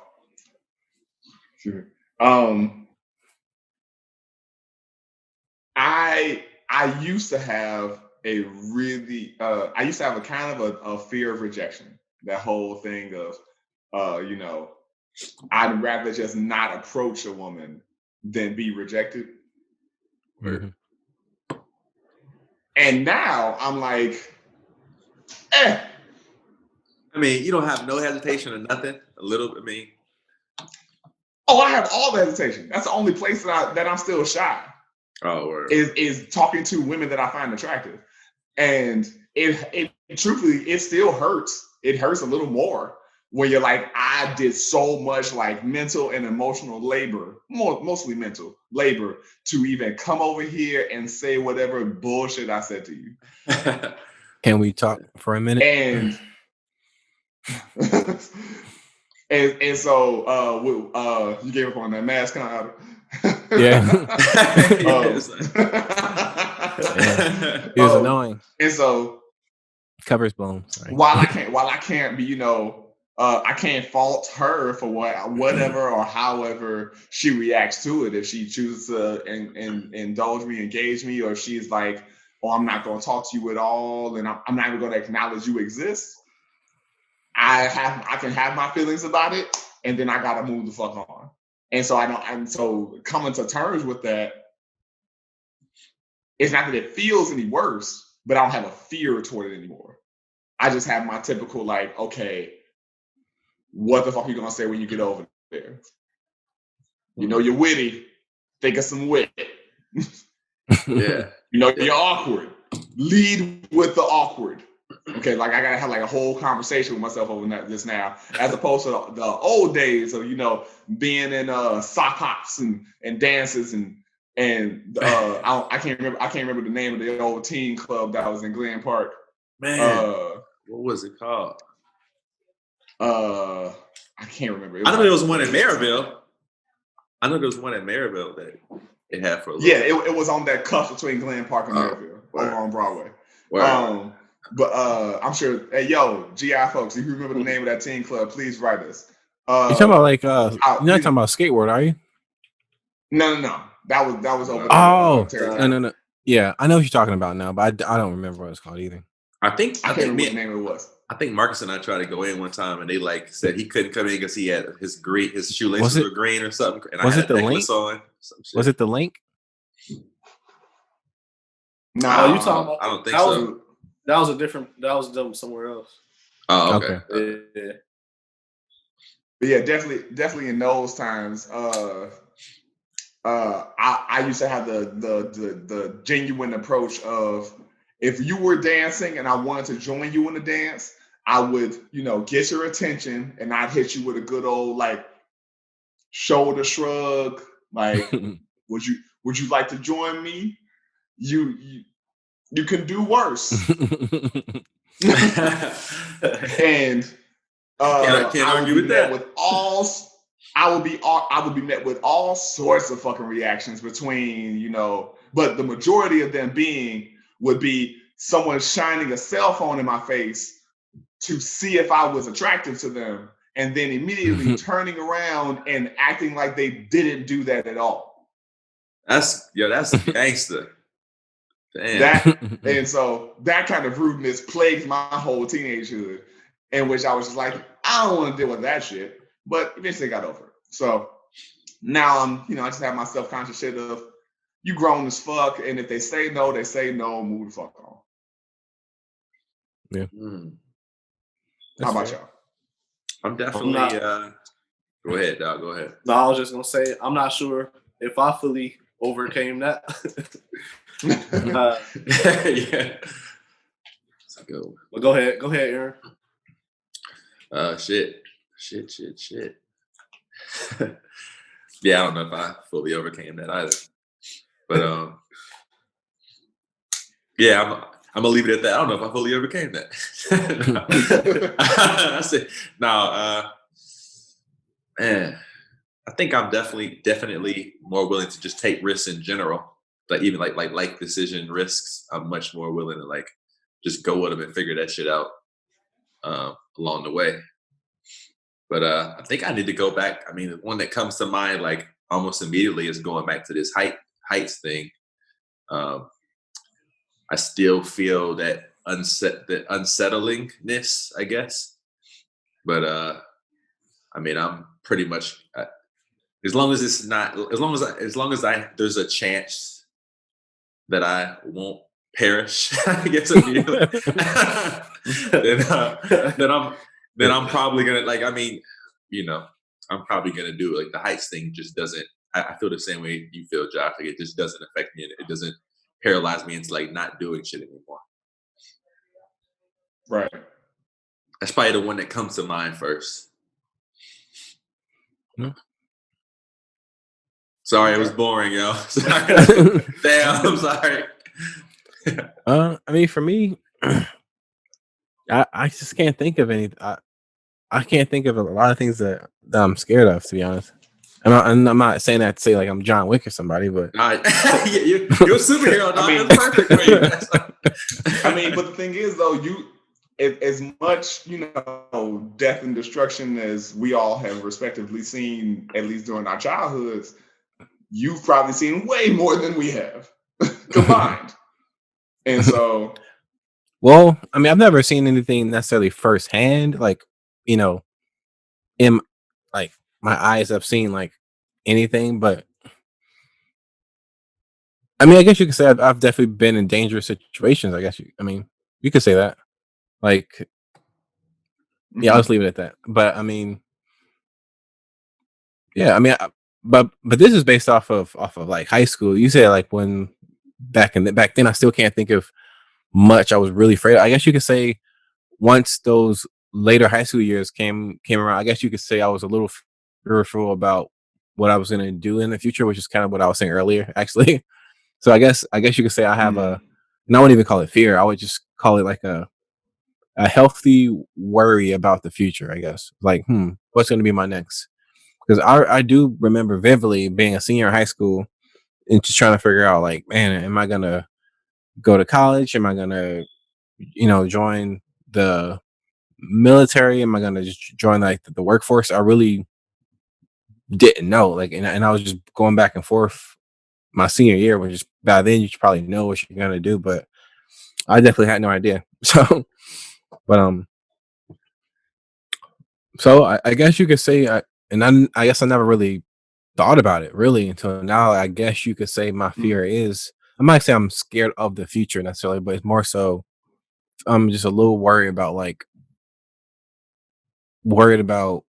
how things are gonna come together, I guess. Because I guess I haven't really lived the life that I want yet, and I guess I'm 31, almost 32 now. So I'm like, man, when are things gonna be like? When are all the boxes gonna be checked? Like, location, job, hobbies, financial stability. Like, I guess for me, that's what I'm like, man. When are all of these boxes? When are all of these things gonna be checked? So I guess that was a semi fear. I guess it still is. So I got a question, dog. So you weren't a little bit scared when you and I were sneaking in Miss Pro's office to grab that skateboard and the not really. I mean, like stuff like that. and Russell's bag of juices and brownies and shit. Stuff like that is more. Stuff like that is more. It's more Exciting, I guess, or thrilling. exhilarating. It's more exhilarating than scary to me. Like I just, Well, like, I just that's have a a good point. calmness when it comes to stuff like that. That's a good point. Yeah, I don't know. I will say this. I will tell you a quick story of when I was like legitimately scared. Years ago, I think this was like 2011. Me and Kirsten went to Puerto Rico. It was like a late honeymoon. Like we went like a year later after we got married. So we didn't have the money at the time. But anyway, but we went to Puerto Rico. We went ziplining. We were on our way to go ziplining, I should say. And we were in a rental car, and it was like this small Toyota Yaris, I think it was. And so we had a GPS, and back then, like it wasn't. I don't even think GPSs were on phones yet, and they might have been, but I didn't have one. So right. we had just the TomTom, whatever that came with the car or whatever. Or actually, I might, you know what? I brought my GPS that I already had in my car to Puerto Rico because I knew we would have a rental car, and I wasn't going to pay extra $10 a day, so I brought my own. So that's what it was. So That part. yeah. So we had the GPS. It took us to the location, and like we were literally like 3 minutes away, and then they were doing construction on this road. So I'm like, well, we can't go this way, so I'm just gonna turn left, and maybe it'll reroute us or whatever. So we turn left. Then this road starts turning into grass, like it was a road, and then it's not a road anymore. And like, well, you know what? We were kind of in the country, so maybe it's a dirt road. So we kept going, and like, okay, this is I don't know, but GPS is telling us to keep going, so I'm gonna just do what this GPS says. I don't know my way around here, so we keep going, and then eventually we go down this hill, and then, like the hill at this point is gravel, and it's pretty steep. So we go down this hill, and then we realize like, okay, this is definitely not the way. So all right, whatever, we'll just turn around and go back. So we turn around. Then we realize we cannot make it up this hill because the gravel is this hill is so steep, and because of the gravel, we don't have any traction to get up the hill. So we're literally stuck in this rental car in the middle of Puerto Rico, and we're not necessarily in like San Juan where it's like tourist and I mean we were going on Right. ziplining, which is tourism, but we weren't necessarily in a place like San Juan where there's plenty of Yeah, that's stuff usually happening. buried somewhere. Yeah, so we were like in the country, so we're stuck. So I'm like freaking out. So we get out the car like, well, we had drove past houses like, well, maybe we can, I don't know, maybe we can ask for help. And this is after we called the police. Well, we called 911, the emergency services, let's say that. And obviously they're speaking Spanish. Obviously, we're like, crap, we can't communicate with these people. So then that's when we get out, we walk up, we walk, there's these homes, whatever, that we drove past. And there's an old lady outside, obviously speaks Spanish, but her granddaughter comes out, happens to speak perfect American English. I'm assuming she was like probably Hmm. visiting her grandparents or something. So she comes out and we explain to her. Then she was like, and then we're like, yeah, we were trying to go ziplining, and she's like, you mean at the blah blah blah place? I'm like, yeah. Then her and her grandmother let us ride in their car to go to the ziplining place. So we tell them like, hey man, we got stuck around the corner because we are literally right around the corner from this place apparently. So they're like, okay, so they came, they took me back to the location of the car in this truck, whatever. And what the guy ended up doing was he just put the car in reverse and just drove up the hill. I like I never Hmm. thought to do that Oh, because because of the more weight or something, or is yeah, the because the car yeah? was a front wheel drive car, and we were just trying to drive up, but there's no traction behind the car. Okay. So Yeah. if you reverse up, all that weight is on the back wheels being the front because you're going in reverse, and he just drove right up the hill. And I was like, man, like he's like, and I asked the guy that has anybody ever got stuck down here before? He's like, nah, you're the first one. I'm like, okay, cool. I But mean, that's that still a really day cool story, I though, man. was that day I was very fearful because I had no insurance on this rental car because I'm not paying no extra money for that. So You're gonna have to bust some heads. so I'm like, man, we got the Right. rental car stuck in the countryside. Like, so I was super nervous that day, man. Like, and Kirsten will tell you, I was visibly not my typical calm self. I was calm, but I was like, I guess according to her, she could tell that I was like, okay, he's not feeling this moment right now. Be stressed. Yeah. But that was probably one of the Hmm. scariest moments of my life, trying to figure out how the hell we're gonna get unstuck, you know, in this land that no one speaks English, Hmm. until we found this teenager that spoke perfect English. Like, what are the odds? That's life for you, man. You never know what the Yeah, fuck's gonna happen, Hopefully. yeah, Man, Word. yep. Hmm. So the last one I want to do for this episode is, what's a memory you have of overcoming a fear or a fearful situation? That one for me. That one, I And mean. for me, like, because I used to drive semis and flatbeds and stuff everywhere. Mhm. Like, just that job in general is very nerve wracking. It's like you can encounter a lot of life threatening moments at, at any given moment. Like driving I could through believe it. mountainous areas or in weather conditions Hmm. or just through a city, just all kind of is like that whole job is about trial and error and just being brave. But I remember one specific time, it's been a lot of moments where my heart was just like pounding out of my chest. But one particular moment is like I remember something was wrong with my GPS or whatever. And it was like my phone was overheating and all that was nerve-wracking in itself. But I feel like I was in like Kansas or somewhere where as far as you can see is cornfields and nothing else. And that itself is intimidating. If you just there in the middle of nowhere and it's like hilly. Yeah. But in this particular moment, like I had a very heavy load and like my GPS was messed up. I know what I mean. So Hold on. Let me laugh, dog. Hold on 1 second. Let me heavy load. I'm sorry. it's too many song lyrics that be like carry the heavy load. So I was like, I'm sorry. Let me laugh. All right, proceed. Yeah, that's not where my mind went, but Yeah, I thought Talking about them balls. I was vulgar as fuck.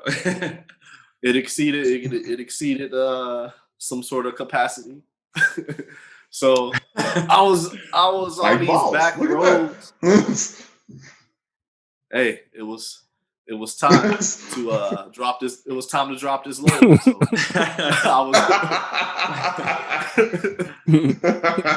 I was. But anyway, I turned somewhere like on the wrong back road, and those country roads are like this wide, and they're not made out of anything but like dirt or mud, or in this particular case, it was straight mud. And I was trying to go up a hill, and I'm like, I think I'm gonna lose my job. I think I'm gonna get stuck in the middle of nowhere, and nobody gonna find me.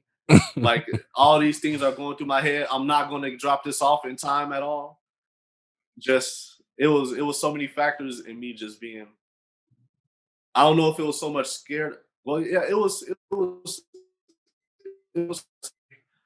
but it was mostly just like how you feel when you're not about to reach a deadline, or a combination of all these things. Like and I just figured out how to maneuver up the hill, and it was a learning process because it was like certain tricks to driving and stuff like that. But it was really my fault because I kind of threw myself into a certain job and I lied about my experience. So, but I was forced to just learn really quick, which I knew I would probably be in that situation, and I just kind of put that on myself. But that was a very frightening moment. Very, how much longer? Mud, I'm sorry. Now I was just gonna say, like the mud was that thick mud where the more you try, the worse it's gonna get. Yeah. And then you gotta worry, because the whole thing was I was trying to turn around, and that's not an easy process with a semi truck. So that was just one of my fear episodes in life. Yeah, damn. I know. I guess just continuing with the vehicle fears or the vehicular fears. I had several situations in like driving skid steers with like with trees, 1,000-pound trees on the front, like going uphill or going downhill. Definitely several situations, or like driving trucks and trailers, which is not. It's not a trailer like Marcus with a semi, but it's like 8,000 pounds or something in it.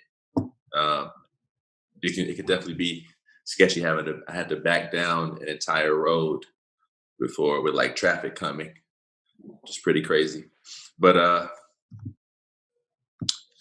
Man, probably the one that stands out the most. I was actually on Highway. I think it was like Christmas Eve, and I think I was coming from work, and I was going to my aunt and uncle's house on Highway 6, coming from the Valparaiso area, and I hit a patch of like black ice, and the truck I was in did a 360 twice, did like two full spins, and I know, I mean, That's 720. Highway 6 wasn't yeah. Thanks. Highway 6 isn't that wide. Like the lanes aren't that wide, you know? So I did 2 full spins, and I know I want to say I feel like there's no way I was staying in my lane and there were cars coming. So as we're spinning, because there was somebody else in the car, as we're spinning, I saw the lights of these other cars going right around me, and I was like waiting to be hit. I knew for sure I was going to be hit. Like 7 cars sped by and no one hit me. I'd have no idea. And then I landed. I mean, I stopped in the right direction and just kept going. Like nothing happened. Like what the? I mean, it was just so. I just remember being so. It was one of those moments where I was just calm, and I just remember like there was nothing to do but just watch what was going to happen. I had no control, so I just sat there and watched. And as I was spinning, and cars are just going by me, I came out of that situation like I have no idea how I didn't hit somebody up. At least 6 or 7 cars went by, and they were going pretty fast too, like 55 miles an hour.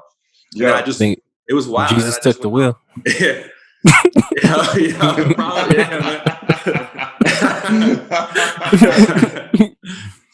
yeah, that was.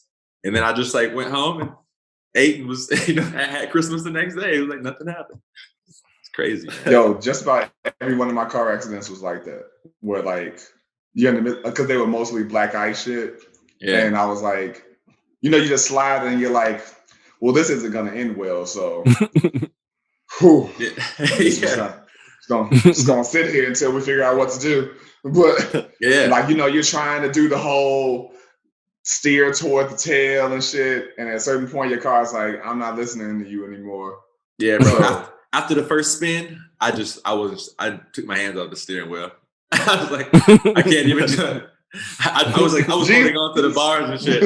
I was holding on to the like there's nothing I could do here. That was a wild moment, man. Well, fellas, I think that brings us to a close. Like my Paulo. Yeah. Brings us to a close, and want to thank y'all out there for checking us out and listening to another episode of the InforMILLy Honest Podcast. All right. Now, all of y'all out there, we want to thank you for tuning in and hearing us speak toward this vulnerability and everything that we try to impose and implore upon you, as we dissect and divest from those energies that do not behoove us, right? We want to bring you into this world of ours that is here to nurture your upper and your lower nature. Okay? Now we love y'all. That's right. Above all else, you gotta balance the force. We want to encourage you, right? We want to encourage you to write us your thoughts, tell us your feelings, positive, negative, and neutral, to my neutrons out there at InforMILLyHonestPodcast@gmail.com. Right? Hold on, my Paulo ain't burning no more. Right? I want you to follow us. Follow our IG. That's where we let the clips go. Right? No 50. Right? G, I love you.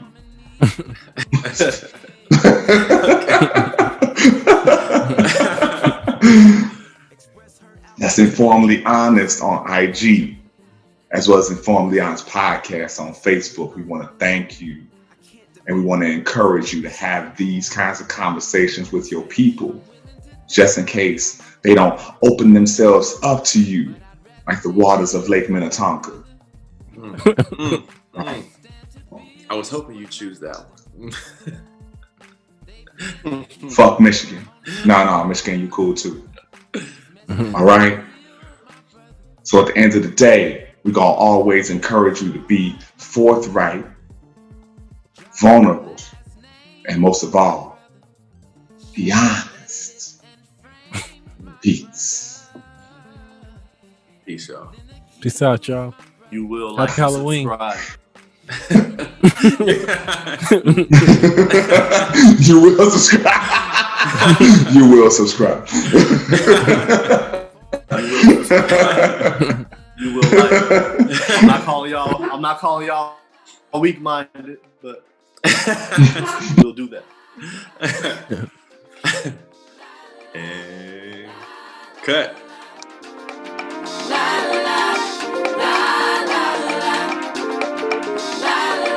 Peace King. You ain't heard that. The word black is beautiful to me. We think that we are less, but we still blessed regardless of all this stress.